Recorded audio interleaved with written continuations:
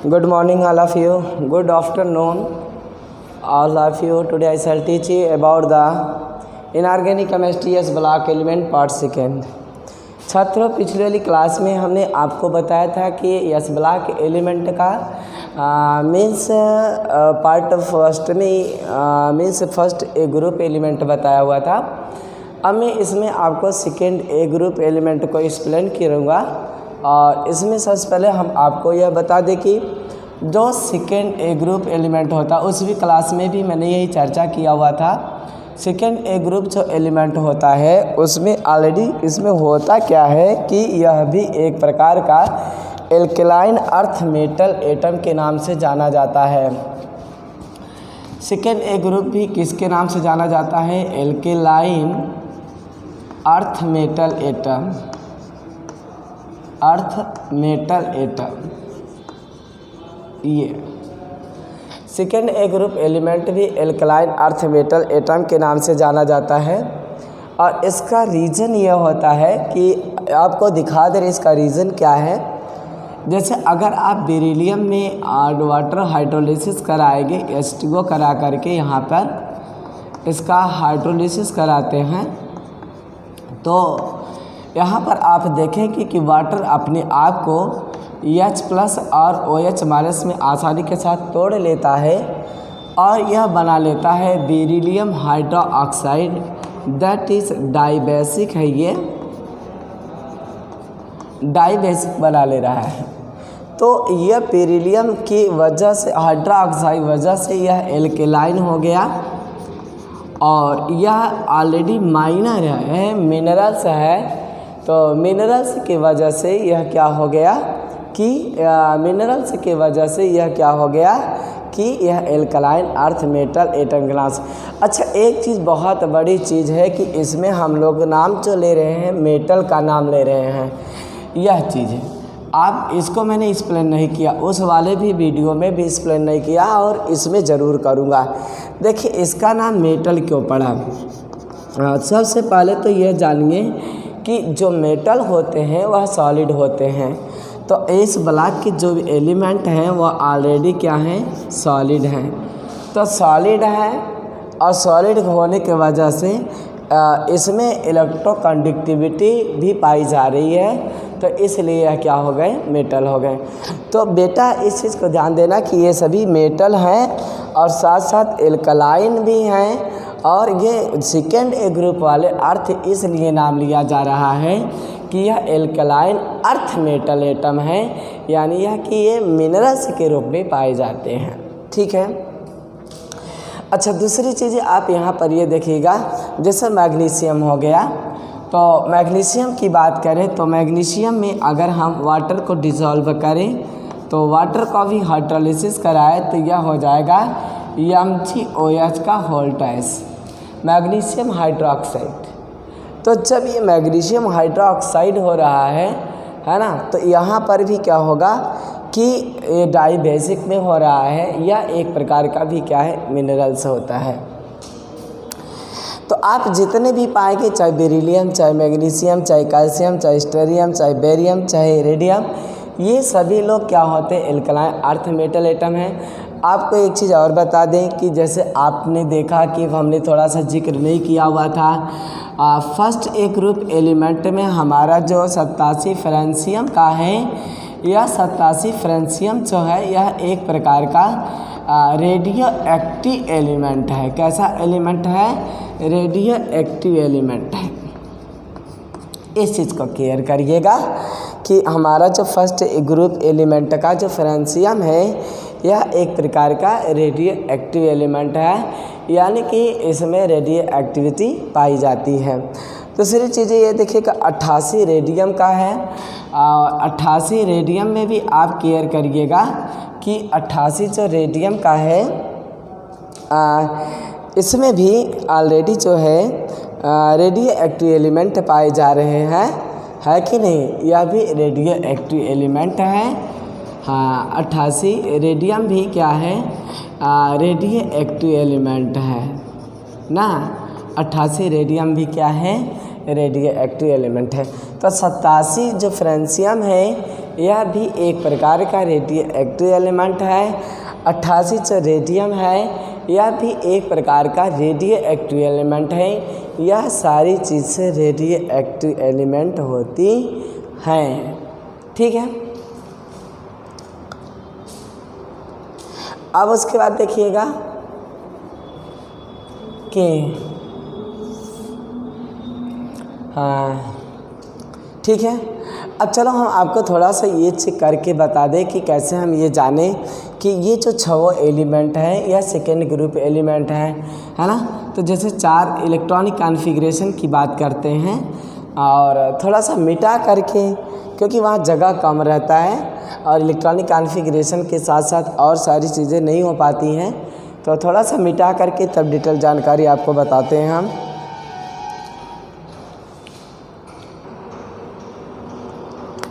अच्छा, अब आप देखिएगा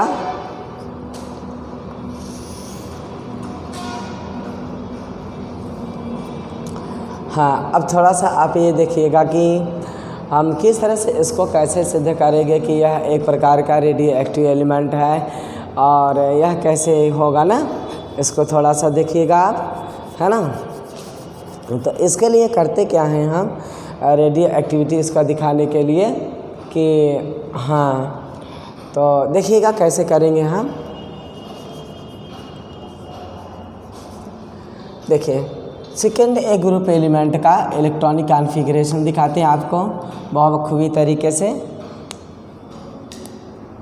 तो यहाँ आप लिखेंगे electronic configuration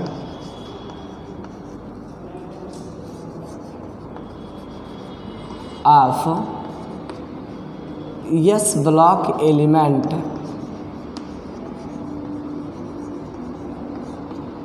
second A group.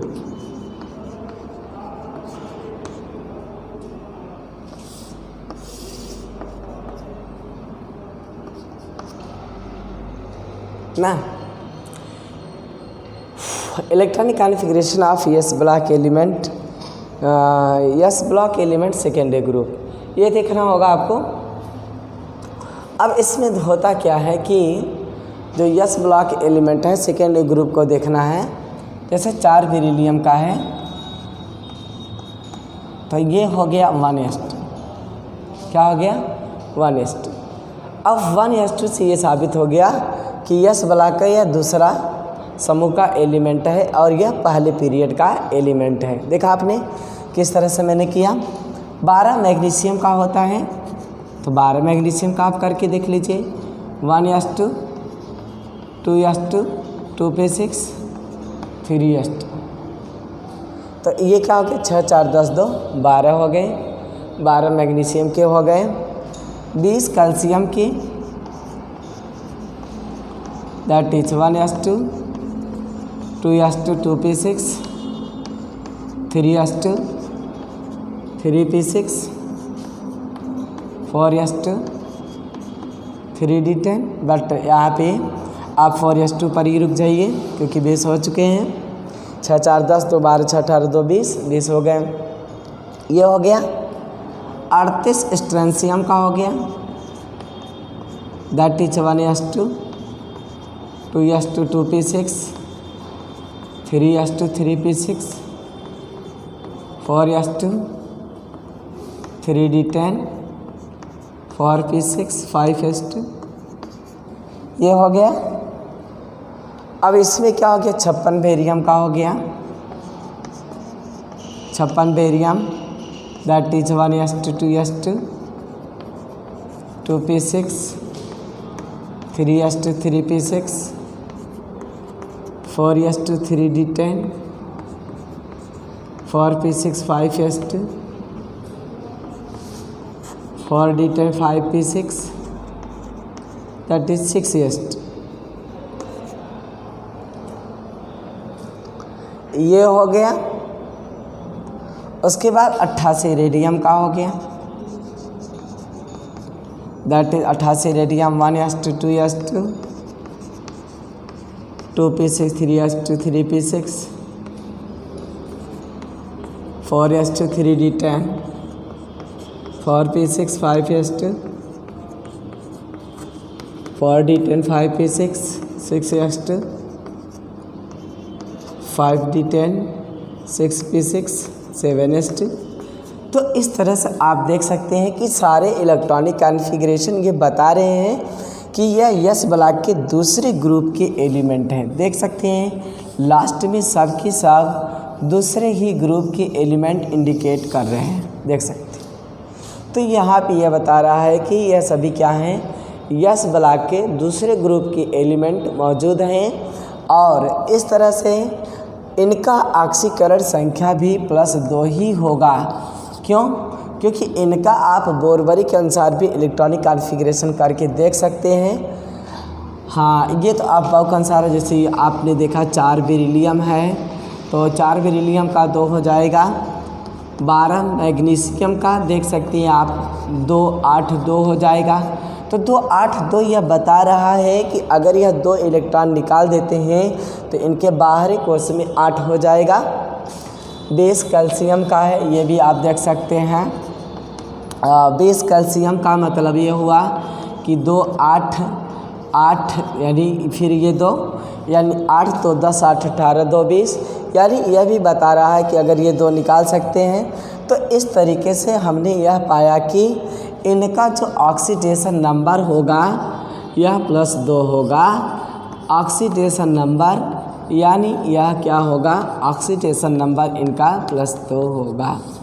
ठीक है, देखिए यदि हम इनके केमिकल बॉन्डिंग की बात करें, चलिए ठीक है इतना हो गया, मिटा देते हैं, तब उसके बाद चर्चा करते हैं क्योंकि हमारे पास जगह कम रहता है। ठीक है, डिटेल जानकारी आपको देते हैं। अब देखिए बेटा जी, आप यहाँ पर हम आपको केमिकल बॉन्डिंग की बात करते हैं। Chemical bonding in yes block element.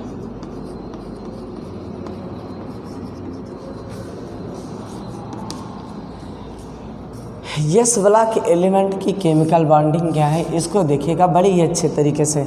देखिए यस ब्लॉक एलिमेंट में अगर केमिकल बॉन्डिंग की बात करें फर्स्ट ए ग्रुप की, तो आप यहाँ पर देख सकते हैं कि सुपर एलिमेंट है, यहाँ पे एक है हाइड्रोजन। हाइड्रोजन जो है वह किसी के साथ भी बॉन्ड बना सकता है क्योंकि इसका जो इलेक्ट्रॉनिक कॉन्फ़िगरेशन 1s1 होता है। तो यस सब सेल जो होता है, इसका जो यस सब सेल का शेप होता है, यह शेप जो है वह ऑलरेडी स्फेरिकल होता है।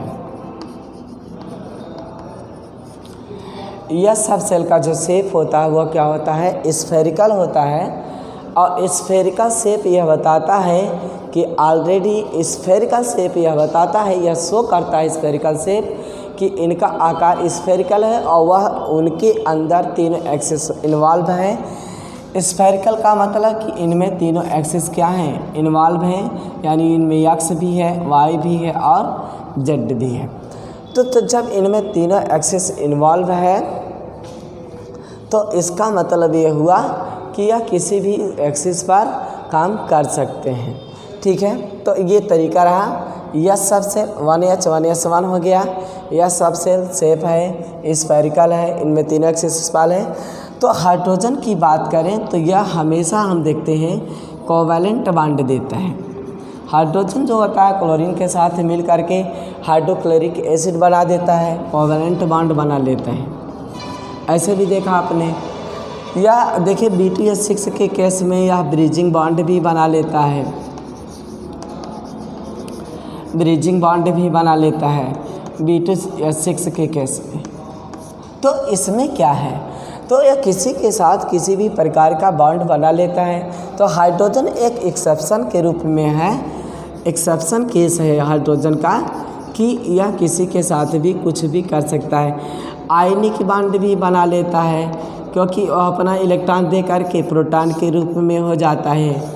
ठीक है, और जब प्रोटॉन के रूप में हो जाता है तो एसिडिक कैरेक्टर शो करते हुए वह किसी के साथ भी रिएक्शन कर सकता है। ठीक है, अब उसके बाद लिथियम की बात आती है।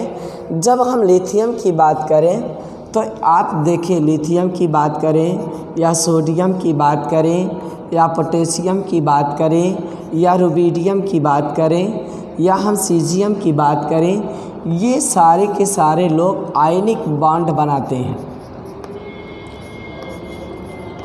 आयनिक बॉन्ड बनाते हैं और साथ ही साथ ये लोग इलेक्ट्रोवायलेंट बॉन्ड बनाते हैं।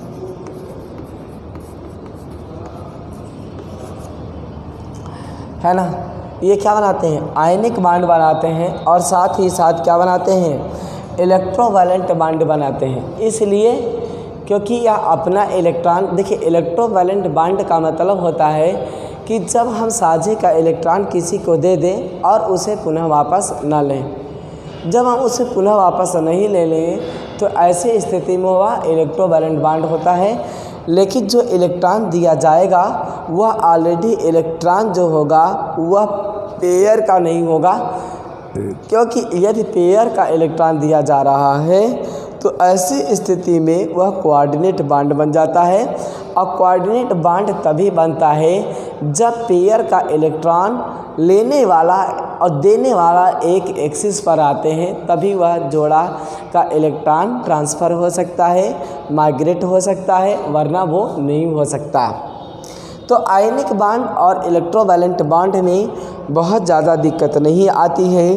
आयनिक बॉन्ड और इलेक्ट्रो बॉन्ड की खासियत होती है कि जो आयनिक बॉन्ड होते हैं वह ऑलरेडी जोड़े के वो इलेक्ट्रॉन जैसे ही दे देते हैं वह तुरंत आयन में बदल जाते हैं। जैसे हम आपको आयनिक बॉन्ड का एग्जांपल आपको दिखाते हैं।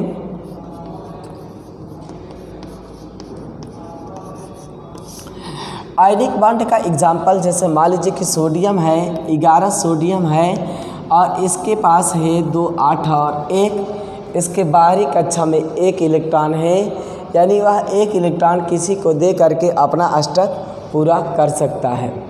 ठीक है, 17 क्लोरीन का है, 17 क्लोरीन का मतलब होता है 2 8 और 7। तो 7 का मतलब यह हुआ कि यदि वह अपना 1 इलेक्ट्रॉन किसी के साथ पा जाए तो उसका 8 हो जाएगा।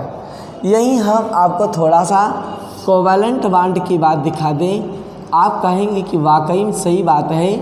तो कोवैलेंट बॉन्ड में जैसे देखिए हाइड्रोजन है उसके पास 1 इलेक्ट्रॉन है और क्लोरीन है उसके पास 17, जिसका मतलब 2 8 और 7 होता है। अब यहाँ पर अगर हाइड्रोजन अपना 1 इलेक्ट्रॉन 1 2 3 4 5 6 7 1 2 3 4 5 6 7 अगर हाइड्रोजन अपना 1 इलेक्ट्रॉन क्लोरीन को दे दे तो ऐसे स्थिति में क्लोरीन का 8 हो जाएगा। और क्लोरीन भी हाइड्रोजन को अपना 1 इलेक्ट्रॉन दे दे तो उसके पास 8 तो नहीं हो पाएंगे लेकिन 2 ज़रूर हो जाएंगे। तो इस तरीके से हाइड्रोजन और क्लोरीन के बीच में 1 इलेक्ट्रॉनों की साझेदारी होगी और वहाँ पर यह Cl बॉन्ड बन जाएगा। तो यह जो बॉन्ड बनेगा यह एक प्रकार का कोवैलेंट बॉन्ड होगा।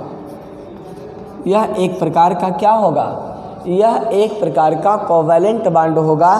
लेकिन यदि सोडियम, और ऐसी स्थिति में देखिए यदि सोडियम अपना 1 इलेक्ट्रॉन क्लोरीन को दे दे तो क्लोरीन के 8 हो जाएंगे, बट सोडियम अपना 1 इलेक्ट्रॉन क्लोरीन से ना ले, इसलिए ना ले क्योंकि यदि यह ले लेता है तो वह पुनः पुरानी स्थिति में आ जाएगा। इसलिए यहाँ पे जो डोनर इलेक्ट्रॉन है वह डोनर इलेक्ट्रॉन अनपेयर का है। वह डोनर इलेक्ट्रॉन कैसा है, वह डोनर इलेक्ट्रॉन अनपेयर का है। और जब यह डोनर इलेक्ट्रॉन अनपेयर का है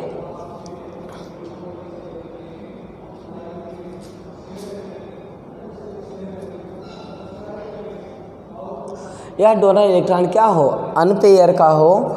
तो जब यह डोनर इलेक्ट्रॉन अनपेयर का हो तो इसका मतलब यह होता है कि अनपेयर इलेक्ट्रॉन है, डोनर इलेक्ट्रॉन अनपेयर है, तो यह इस प्रकार से आयन में कन्वर्ट हो जाएंगे। यानी सोडियम प्लस में कन्वर्ट हो जाएगा, क्लोरीन माइनस में कन्वर्ट हो जाएगा और इस तरीके से यानी सिंगल बॉन्ड Cl बन जाएगा और यह एक प्रकार का आयनिक बॉन्ड होगा। यह एक प्रकार का आयनिक बॉन्ड होगा। यह एक प्रकार का क्या होगा, आयनिक बॉन्ड होगा। तो आयनिक बांड का मतलब ये होता है कि ऑलरेडी आयन के द्वारा कोई बांड बन रहा हो तो वहाँ पर आयनिक बांड होता है। और आयनिक बांड कंडीशन के लिए किसी भी प्रकार का आयन जरूर होना चाहिए।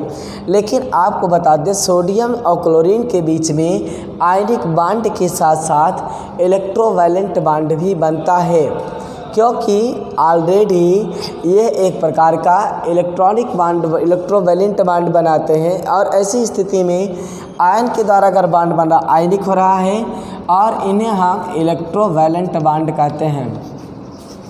क्या कहते हैं? इन्हें हम इलेक्ट्रोवैलेंट बांड कहते हैं।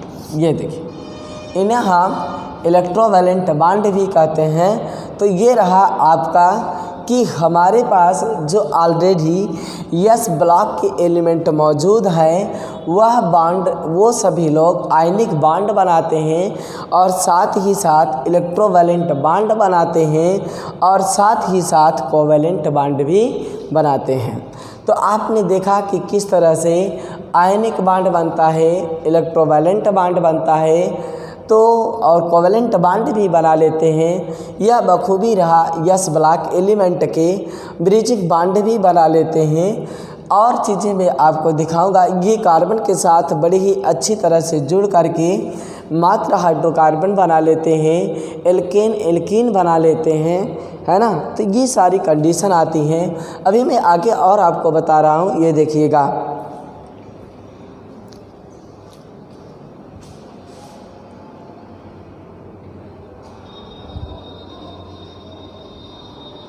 चलिए कोई बात नहीं है, दोहरा भी देते हैं हम आपको इस तरह से। अब देखिए, ऐसा नहीं कि मैंने जो बॉन्डिंग समझाया आपको वह केवल means first A group element का समझाया नहीं।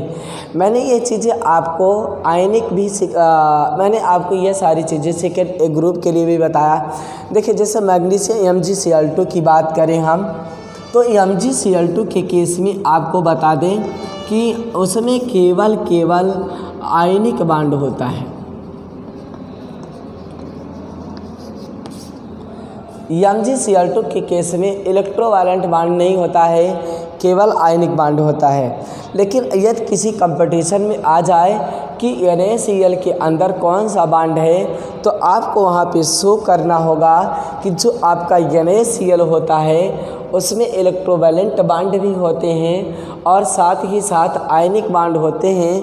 यदि वहाँ पे बोथ एग्जाम्पल बोल रहा हो कि बोथ ऑप्शन सही हो, कोई ऐसा ऑप्शन दिया हो तो हमको बोथ पर लगाना होगा। और यदि कोई ऐसा ऑप्शन हमको दिया है जहाँ पे बोथ नहीं लिखा है तो और दोनों ऑप्शन दिए हों तो हमको बिल्कुल इलेक्ट्रोवैलेंट बॉन्ड पर ही टिक मारना होगा। लेकिन यदि उसमें से केवल इलेक्ट्रोवैलेंट दिया है या केवल आयनिक दिया है तो केवल उसी पर फोकस करना होगा। लेकिन यदि हम MgCl2 की बात करें, मैग्नीशियम क्लोराइड की बात करें, तो MgCl2 के केस में आपको बता दें केवल आयनिक बांड होता है, क्योंकि जो MgCl2 है वह ऑलरेडी बारी से इलेक्ट्रॉन दोनों को शेयर करता है और बांड बना लेता है। तो यह तरीका रहा आपका बॉन्ड बनाने का और किस तरीके से ये लोग बॉन्ड बनाते हैं और किस तरीके से ये होते हैं। अब रही बात रेडियो एक्टिव एलिमेंट की, तो आपके एस ब्लॉक के एलिमेंट जो होते हैं रेडियो एक्टिव एलिमेंट भी हैं। जैसे आपका फ्रेंशियम है, आपका इधर रेडियम है, ये सारी चीज़ें रेडियो एक्टिव एलिमेंट में आते हैं, जिसमें स्वतः नाभिकीय किरणें उत्सर्जित होती रहती हैं। और एक चीज़ आपको और भी बता दें हम कि रेडियो एक्टिव एलिमेंट की यदि हम बात करें तो वहाँ पर जो होता है, जैसे 56 बेरियम की बात करें, 56 बेरियम जो होता है न्यूट्रॉन की बमबारी कराता है। न्यूट्रॉन की बमबारी कराने के बाद बड़े ही आसानी के साथ वह 3 न्यूट्रॉन मुक्त कर देता है ना। जब किसी आपने सुना होगा नाभिकीय फ्यूजन सुना होगा, न्यूक्लियर फ्यूजन सुना होगा, न्यूक्लियर फ्यूजन का नाम सुना होगा, नाभिकीय विखंडन का नाम सुना होगा, तो उसमें करते क्या है कि उसमें हम न्यूट्रॉन की बमबारी कराते हैं और न्यूट्रॉन की बमबारी कराने के बाद बौछारी कराते हैं। बौछारी कराने के बाद 3 न्यूट्रॉन मुक्त हो जाते हैं, 56 बेरियम टूट जाता है और 36 क्रिप्टॉन में टूट जाते हैं। तो इस तरीके से यह प्रक्रिया होती रहती है और अनियंत्रित श्रृंखला अभिक्रिया के नाम से यह जानी जाती है। तो ये रही आपकी भाई कंडीशन। बिल्कुल आप घबराइए नहीं, मैंने आपको यस ब्लॉक एलिमेंट से जो भी मैटर थे उससे रिलेटेड एक भी चीज़ें नहीं छोड़ा। इलेक्ट्रॉनिक कॉन्फ़िगरेशन मैंने आपको डिटेल बताया कि कैसे हम इलेक्ट्रॉनिक कॉन्फ़िगरेशन करके आइडेंटिफाई हो जाएंगे। मैंने आपको उसके ऊपर जो चार्ज आता है उसको बताया। ऑक्सीडेशन नंबर को मैंने एक्सप्लेन किया कि कैसे ऑक्सीडेशन नंबर होता है और किस तरीके से ऑक्सीडेशन नंबर निकाल करके हम उसको आगे बढ़ते हैं। और फिर उसके बाद मैंने आपको बताया केमिकल बॉन्डिंग किस तरह से बनाते हैं, और मैंने आपको बताया कि यह एल्कली मेटल एटम कैसे कहे जाते हैं, यह एल्कलाइन अर्थ मेटल एटम कैसे कहे जाते हैं, और ये तमाम प्रकार के रिएक्शन भी देते हैं। ऐसी बात नहीं है, आप किताबों में इसको अच्छी तरह से पढ़ने की कोशिश करिएगा कि रिएक्शन कैसे ये दिया करते हैं। जैसे आप देखिए लिथियम कार्बाइड बना देते हैं, है ना, लिथियम कार्बाइड LiC बना देते हैं। एक चीज़ आपको और बता दें कि ये लोग आर्गेनोमेटेलिक कंपाउंड बना देते हैं। यहाँ थोड़ा देख लीजिएगा, आर्गेनोमेटेलिक कंपाउंड, आर्गेनोमेटेलिक कंपाउंड। देखिए आपने देखा कि आर्गेनोमेटेलिक कंपाउंड, बहुत ही बेहतर बात आपको बता रहे हैं हम। Edward Frankland is the father of organometallic compound. जो हमारे एडवर्ड फ्रैंकलैंड हैं यह फादर हैं आर्गेनोमेटेलिक कंपाउंड के, और इनका यह कहना था कि जो आर्गेनोमेटेलिक कंपाउंड हुआ करता है उसमें कंडीशन यह हुआ करती है कि आर्गन के साथ यानी कार्बन के साथ साथ जब कोई मेटल लग जाता है तो एक आर्गेनोमेटेलिक कंपाउंड बन जाया करता है, जैसे R2Cl। देखिए आपको हम बताएं, देखिए R2Cl दैट इज़ गिलमांस रीजेंट। यह क्या है? यह एक प्रकार का गिलमांस रीजेंट है। R2Cl यहाँ पे यह गिलमांस रीजेंट है। Li क्या है? Li गिलमांस रीजेंट है। Li क्या है? यस ब्लॉक का एलिमेंट है। आपने देखा एक रीजेंट बन रहा है केवल यस ब्लॉक एलिमेंट के इन्वॉल्व होने से। तो यस ब्लॉक के जो एलिमेंट है यह ऑलरेडी आपके गिलमांस रीजेंट भी बनाया करते हैं, है ना। जैसे R2Cl हो गया, है ना। उसके बाद देखिए आपका Na2CO3, देखिए सोडियम कार्बोनेट Na2CO3, यह देखिए सोडियम कार्बोनेट है, यह भी एक प्रकार ठीक हाँ। तो आपने देखा कि किस तरह से यह आर्गेनोमेटेलिक कंपाउंड बनाया करते हैं। तो आपने आर्गेनोमेटेलिक कंपाउंड में हमेशा क्या होता है कि आर्गन के साथ यानी कार्बन के साथ कोई ना कोई मेटल ज़रूर लगा रहता है, और जैसे कि यह मेटल लगा रहेगा वह तुरंत अपनी प्रक्रिया को करता रहेगा। तो ठीक है, हमने आपको बताया R2Cl गिलमांस रीजन, सोडियम कार्बोनेट, है ना, और ये बहुत सारे ये एसिडिक मीडियम में भी काम करते हैं और ये बेसिक मीडियम में भी काम करते हैं। तो बहुत सारी चीज़ें आपने पढ़ा है और मैंने आपको पढ़ाया है। हमें नहीं लगता कि आपको कहीं भी दिक्कत आ रही होगी। अगर फ्यूचर में कहीं दिक्कत आएगी, आप हमारे वीडियोस को पढ़ेंगे तो कमेंट बॉक्स में उसको ज़रूर लिखेंगे, तो हम उस पर फोकस ज़रूर देंगे ताकि हम आपके प्रॉब्लम को सॉल्व कर सकें। ठीक है। अब रही बात आप पढ़ नहीं रहे हैं तो इसकी कोई दवा नहीं है, आप पढ़ नहीं रहे तो इसकी कोई दवा नहीं है। लेकिन एक चीज़ इम्पॉर्टेंट, बहुत ही बेहतर बात मैंने बताया, आर्गेनोमेटेलिक कंपाउंड, यानी ये लोग अभी इनऑर्गेनिक के एलिमेंट थे, लेकिन इनकी बखूबी कितनी अच्छी थी कि कार्बन में चले गए थे, ऑर्गेनिक में चले गए थे, कार्बन के साथ मिल जाते हैं। तो इसका मतलब ये हुआ कि ऑर्गेनिक केमिस्ट्री पढ़ाने वाला उसको इनऑर्गेनिक का भी नॉलेज रहेगा, तभी ऑर्गेनिक में कदम उठा सकता है, वरना वो जा नहीं सकता। बिल्कुल ये सभी लोग रीजेंट का काम कर रहे हैं, और रीजेंट आप जानते हैं कि बिना रीजेंट का कोई रिएक्शन नहीं हो सकता है। रही बात कैटालिसिस की, वह रेट ऑफ रिएक्शन को घटा देगा या बढ़ा देगा। ठीक है, बस इतना ही आज के लिए। यदि मेरा वीडियो यह आपको पसंद आया हो तो लाइक के बटन को बिल्कुल ना भूलें, लाइक से ज़रूर करिएगा। हमारे उर्मिला देवी PG कॉलेज के नाम से जो ये चैनल चलाया जा रहा है उसको सब्सक्राइब करना ना भूलें, उसको सब्सक्राइब करिए, अपने दोस्तों में इसे शेयर करिए। और सबसे बड़ी बात, हमारी इस वीडियो को देखने के लिए आपको बहुत बहुत धन्यवाद, बहुत बहुत धन्यवाद। हम मिलेंगे अगले वीडियो में अगले दिन। Okay, thanks. जय हिंद, जय भारत।